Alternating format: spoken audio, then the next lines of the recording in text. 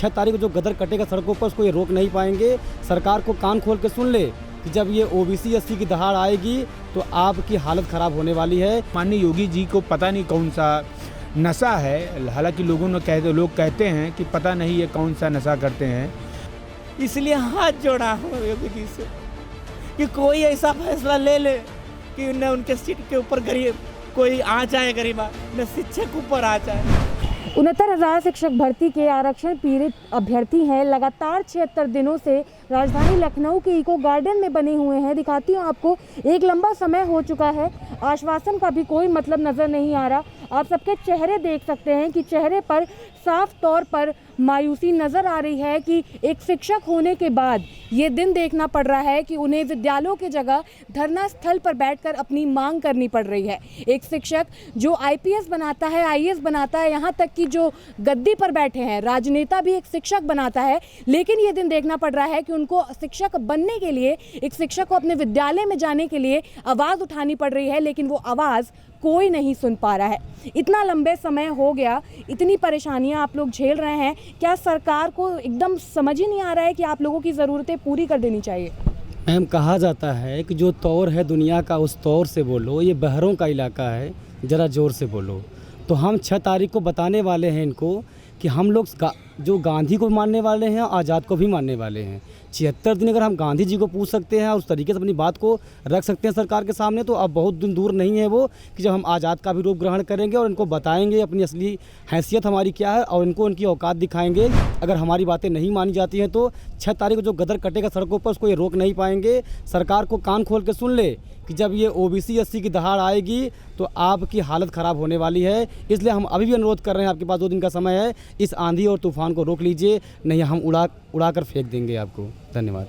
क्या कहेंगे सर, इतने दिनों से लगातार यहाँ डटे हुए हैं, आप लोग कहीं नहीं जाते हैं, तो क्या आपकी आवाज़ सरकार तक पहुँच नहीं रही है या सरकार आप लोग की बातें सुनकर भी इनकार कर रही है? क्या लगता है? हाँ, सरकार पहले ये डिसाइड कर ले कि पिछड़े दलितों का इनको वोट चाहिए या पिछड़े दलित इस सरकार के हिस्सा हैं कि नहीं हैं। अगर इस सरकार के हम हिस्सा नहीं हैं तो नो डाउट ये हमारी बातों को ना सुने, दरकिनार जैसे अभी कर रहे हैं वैसे करें।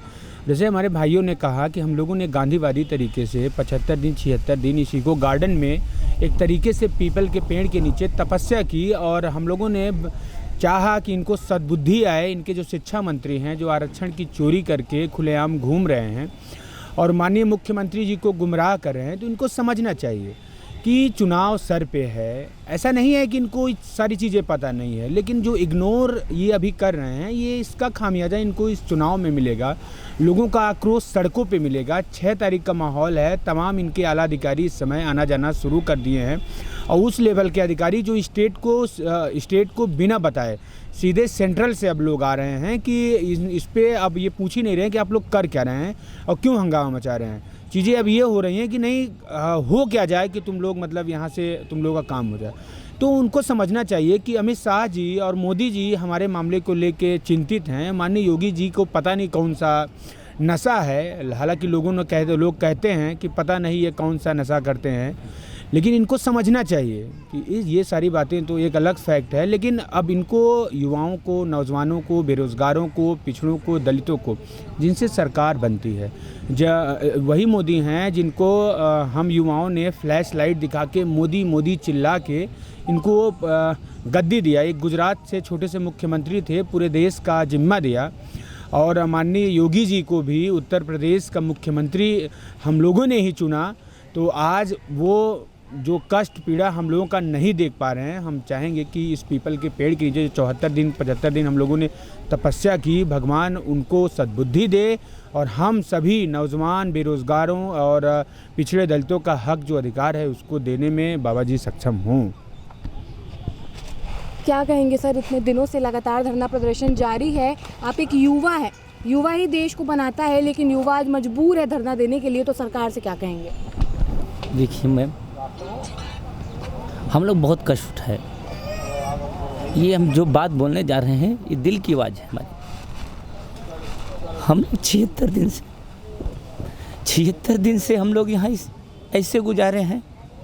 एक ही दिन हम लोग आधे बेले भूखा रहते हैं। हम लोग स्टेशन पर सोचते हैं कभी रेन बसेरा में सोते हैं, कभी इको गार्डन। हम सरकार को नीचा नहीं दिखाना चाहते हैं। हम सरकार को ये देश में हम उनका बदनाम नहीं करना चाहते हैं, क्योंकि वो हमारे राजा हैं। उनके हम गरिमा जो बना रहे हैं, हमेशा वो बना रहे हैं। हमारे राज्य के ऊपर कोई आँच न आए। हम तो शिक्षक हैं, हम भी ये सोचते हैं कि हमारे देश का कहीं बदनाम न हो, हमारे राज्य का नहीं बदनाम हो, हमारे राजा के नहीं बदनाम हो। मगर हम विवश हैं। हम इसलिए विवश हैं मैं कि अगर आज हमारे पास इतनी पार्टियां आ रही हैं हमारे समर्थन देने के लिए कि हम क्या करें। हम 3 दिन से नहीं सोए। किस लिए मालूम है कि इतनी पार्टियां आ रही हैं हमारे यहाँ। कौन किस किस्म का है। अगर कुछ राज्य पे संकट आ जाए तो इस संकट का जिम्मेदार है हम लोग के ऊपर। गरिमा शिक्षक हैं, वो न आए। इसलिए हाथ जोड़ा हूँ योगी जी से कि कोई ऐसा फैसला ले ले कि न उनके सीट के ऊपर कोई आँच आए गरिमा, न शिक्षक ऊपर आँच आए।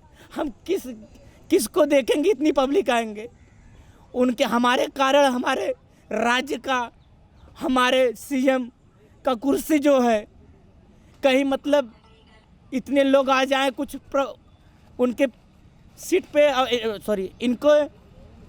इनका जो ये राज्य चला रहे ताकि उनका कोई आँच न आए। हमारा उनसे कोई दुश्मनी नहीं है। बस हमें उनसे एक ही विनती कर रहे हैं कि हमारा 2 दिन का मौका है। इस 2 दिन में आप अगर चाहे तो फैसला ले सकते हैं, और 2 दिन में अगर आप ये फैसला ले लेंगे तो आपका भी गरिमा बचे रहेगा, शिक्षकों का भी गरिमा बचे रहेगा। बस आपसे ही। तो जैसा कि आपने देखा, अभ्यर्थी अभी भी इको गार्डन में मौजूद हैं और इन लोगों के जो 7 दिनों का समय इन लोगों ने दिया था उसका 5 दिन पूरा हो चुका है। अब 2 दिन का समय बचा हुआ है, जिसको लेकर अभ्यर्थियों ने एक बार फिर से साफ कर दिया है कि इतने दिनों से विनती करते करते, गांधीवाद तरीके से धरना करते करते अगर हमारी बात नहीं सुनी जा रही है तो फिर अब 2 दिन बाद लखनऊ की सड़कों पर ये अभ्यर्थियों का जत्था उतरेगा और या तो अपनी हक जिसकी मांग हो रही है उसको ले लेगा, नहीं तो 2022 में साफ तौर पर इसका असर मुख्यमंत्री योगी आदित्यनाथ को देखने को मिलेगा। फिलहाल के लिए इतना ही। कैमरा पर्सन अभय के साथ मैं शिवांगी, JMD खबर, लखनऊ।